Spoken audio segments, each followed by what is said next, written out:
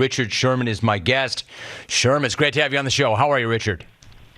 I'm doing fantastic, man. Happy to be on.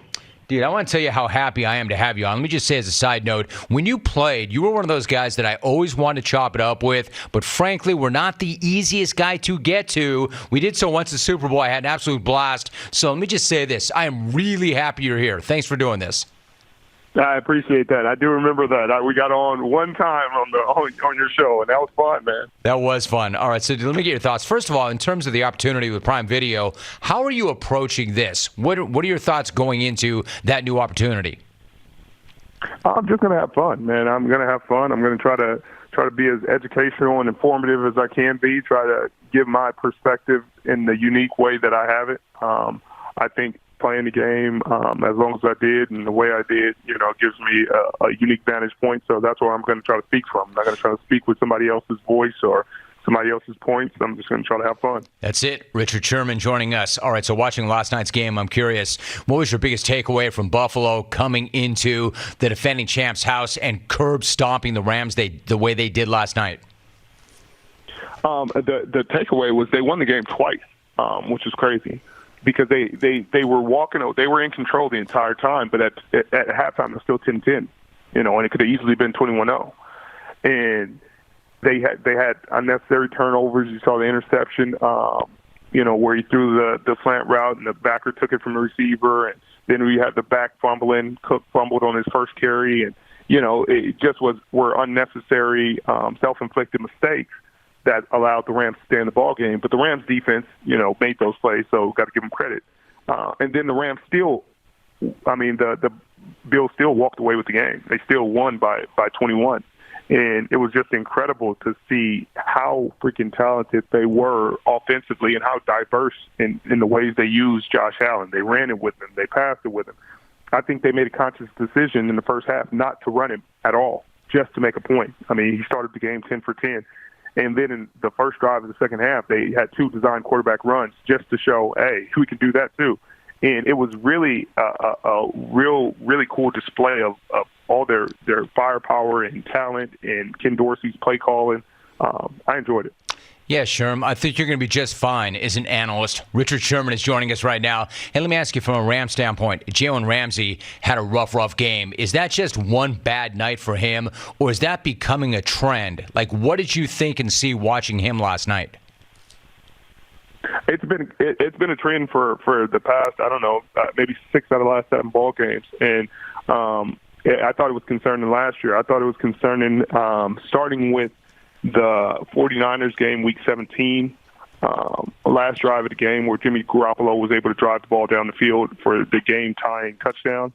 And it was concerning the way they were attacking Jalen Ramsey, and he was undisputed the number one corner in football at the time. And it just seems at times like he has an immense talent and he can do everything you want to do. He can play in multiple positions, but he just gets uninterested in the game. And it seems disinterested or lackadaisical or whatever the words you may use to describe it. But it leads to big plays. And that's what happened that game. It happened later on in the playoffs, and it's well documented. And then in this game, it just seemed like he was uninterested, like he was looking for something else and it wasn't there. And then his guy is running right by him and everybody's like, oh, well, maybe he had help. Maybe he had this. Maybe no. Or maybe he was just being lackadaisical on the play. And he could have made the play and he didn't. I mean, Richard, what a fascinating thing to say. Like, what is that? We were talking about a guy who's a future Hall of Famer. We're talking about Game 1, defending a world championship in front of the entire world, primetime TV in his own house. How could that guy be lackadaisical or lose interest? If you had to guess, what do you think it is? I don't know. And I was thinking about it a lot last night. Maybe it was the rust from, he didn't practice a lot in this training camp, because he had the shoulder injury and the off-season surgery. So maybe he just wasn't, speed of the game was just getting on him a little quick, and he just wasn't, where he needs to be in terms of getting his body and mind to see the game as fast as it. When you're coming back from an injury and you're not on the field enough and seeing enough plays and stuff, kind of looks really fast out there, and until you get accustomed to it, and then it slows down, and you're able to recognize things at the same time. Then I thought maybe he's in a palms read, which is the corner and the safety are reading the two receivers, and if the number 2 receiver goes out within the first 5 yards, then the corner triggers and the safety needs to get over the top of one. But there was no reason for him to be watching two because he got rerouted. And once he gets rerouted, the read's over anyway. And so it really just came down to him, not being focused on the play. The other touchdown I can see, the receiver literally engages the lineman at the end of the line of scrimmage. And so when you get that read as a corner of the receiver literally blocking, you got to trigger. It's crack replace. You replace him in the game, in the run game. And so that one I can understand. But the other one, man, is just really unexcusable. And I'm having a hard time, justifying. Richard Sherman is joining us. A few more moments with him. You mentioned Jimmy Garoppolo. Let me ask you about him. Like, keeping him around, and especially at a reduced salaries, that makes great sense for the team overall, right? He's a great insurance policy for the Niners. But what does keeping him do to that quarterback room and the overall dynamic in the locker room? Could that ultimately be problematic? No. I think it does exactly what it does for the Niners, for the locker room. It gives them more peace, more presence. It helps Trey Lance. You would have had a very young quarterback room where certain problems would have came up, certain coverages, certain tidbits that nobody in that room has ever experienced or dealt with. And so you're sitting there like, hey, nobody has the answers to this question, when now Jimmy G has been in those situations. He has those answers. He has the tips. He has the things you need to be looking for to diagnose this coverage or to win on this play or to get this ball in there. And I think that will be that kind of experience and that kind of leadership is invaluable. And I think Trey Lance will benefit from it. And the Niners, if anything, can be more free with Trey Lance. I think Kyle will run him a little bit more and be more and be more happy to involve him in the run-in pass game, knowing that, hey, if something catastrophic happens, he has a quarterback he knows can get him to the Super Bowl right behind him. All right, so you're going to make your debut with the entire TNF crew on Prime Video next Thursday. Chargers-Chiefs, really good matchup. The AFC West is absolutely fierce. It's loaded. If I had to, I could probably make an argument for any team in that division to win the division. What are your early thoughts on that matchup, Chargers v. Chiefs, Thursday night? Man, I think it's going to be incredible. Obviously, during the preseason, Andy Reid and Eric Bieniemy wanted to show everybody that not having the cheetah wasn't going to change the way they called the ball game, and they still looked incredible. Patrick Mahomes looked incredible. The offense moved the ball at will. They looked like the Kansas City Chiefs have looked for the last 4 or 5 years. I think the Chargers are going to be very interesting. I have Justin Herbert up for the MVP this year with Josh Allen.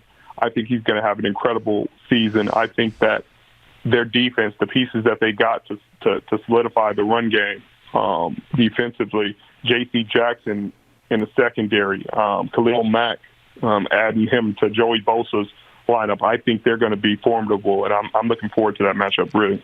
Richard, one last thought. You know Russell Wilson as well as anybody. You know how this guy thinks. You know what makes this guy tick. I'm curious, what do you think is going through his mind as he returns to deal with the Seahawks and the 12s in his first game in a Bronco uniform?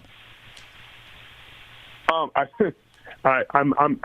excited to see that one as well. You talk about the team that knows him best, the coaches that know him best and know his tendencies and what he likes to do and what he doesn't like to do, the best ways to defend him, and him dealing with a new offense.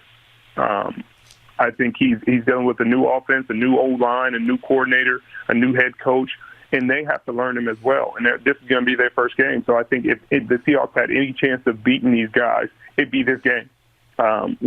With all these unknowns, I think the Seahawks, people for what they say about Geno knows Shane Waldron's system, and he'll be able to execute it.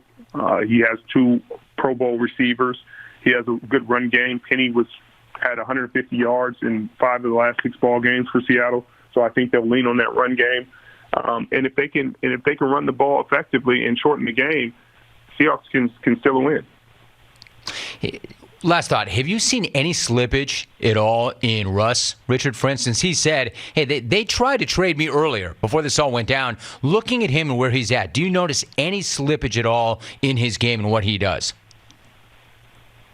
Slippage? That's a funny word. Slippage. Give me a you're a Stanford man, dude. Give me a better word. do I see any regression That's better. in his play? No, I not really, because he's always been the kind of fourth quarter, going to make a few plays. I'm going to take the top off the defense throughout the game, but I'm not going to be patient in the intermediate. He's not going to play the intermediate game very often. He's not going to live there. He's not going to be like Tom and just, hey, I'm going to take what defense gives me all day until it's over. He needs to take shots. And I think that they were, at that point, Seattle was ready to enter rebuild mode. They had gotten, I think Earl was gone, I was gone, Cam was gone, Cliff Averill was gone, Mike Bennett was gone. Most of the foundational pieces that allowed the team to be really competitive were leaving. And, that would have been the perfect time for them to start a rebuild and start a new chapter of their program. So it makes sense for them to look into Patrick Mahomes and Josh Allen and look for trading for the number one pick and all that. Makes sense to me.